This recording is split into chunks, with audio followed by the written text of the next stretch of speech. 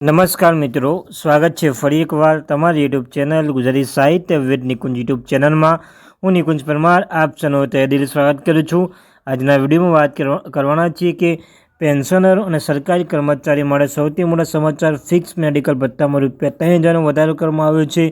Latest update મળી રહેશે તેના વિશે આપણે વિડીયોમાં ચર્ચા કરીશું. તે પહેલાં મિત્રો જે વોટ્સએપ ગ્રુપ અને ટેલિગ્રામ ગ્રુપ બંને બનાવ્યું છે, લિંક ડિસ્ક્રિપ્શનમાં મૂકું છું. મિત્રો અવશ્ય જોઈન થઈ તમે ચેનલ પર સરકારી કર્મચારી, નિવૃત્ત કર્મચારી, પેન્શન, પગાર બાબતે પરિપત્ર કોઈ અપડેટ જાણ કરવામાં આવશે. ચેનલ સબસ્ક્રાઈબ કરવાનું ભૂલશો નહીં.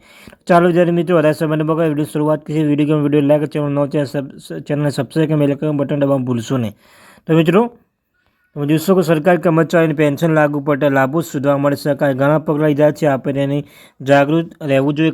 કર્મચારી જાહેર ફરિયાદ કાયદા અને ન્યાય પરની સ્થાયી સમિતિ અધ્યક્ષ સુશીલકુમાર મોદીએ 10 ડિસેમ્બર 2021ના રોજ પેન્શન ફરિયાદના પેન્શન અદાલત અસર અને કેન્દ્રીય પેન્શન ફરિયાદ નિવારણ અને દેખરેખ સિસ્ટમ પર તેનો અહેવાલ રજૂ કર્યો છે.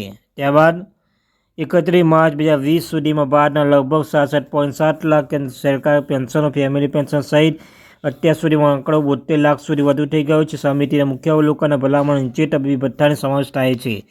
ત્યારબાદ તબીબી સુવિધામાં સમિતિ નોંધ્યું છે કે કેન્દ્ર સરકાર આરોગ્ય યોજના CGHS અમુક રાજ્યો, રાજધાની અને મોટા શહેરની કેન્દ્ર સુધી મર્યાદિત છે.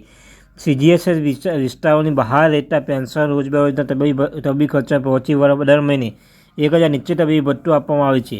સમિતિએ ભલામણ કરી જિલ્લાના સસ્તો CGHS કેન્દ્ર ખોલવા અથવા જિલ્લા મુખ્યાલયમાં કાર્યરત સરકારી હોસ્પિટલ CGHS કેન્દ્ર તરીકે નિયુક્ત કરવા અને પેન્શન માટે નીચે તબીબી ભથ્થું વધારે 3000 પ્રતિ માસ કરવા બાબતે મંજૂરી પેન્ડિંગમાં છે. DUP PW શરૂ કરાયેલા નાણાં મંત્રાલય અમે આ વર્ષ અંત સુધી પરિણામ જાણી શકીએ છીએ.